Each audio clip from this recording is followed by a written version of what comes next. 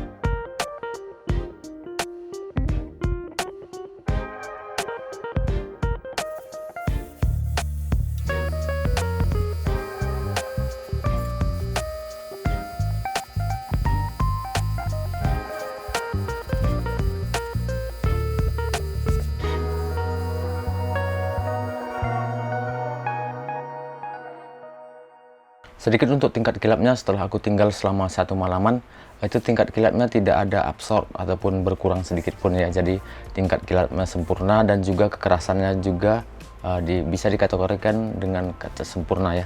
Jadi dengan harga yang masih affordable sekitar 200 ribuan, kalian sudah bisa mendapatkan clear code dengan seri MS 6600 ini gitu. Jadi apalagi kalian sekarang bisa mendapatkan diskon 10% untuk semua produk dari Goldsmith. Kalau kalian berbelanja di toko official resminya di Tokopedia ya, kalian bisa mendapatkan diskon di sana, dan diskon ini bisa berlaku sampai dengan 16 April 2023. Nanti aku cantumkan linknya di deskripsi video gitu. Jadi untuk selanjutnya kita akan melihat bagaimana hasilnya. Yuk.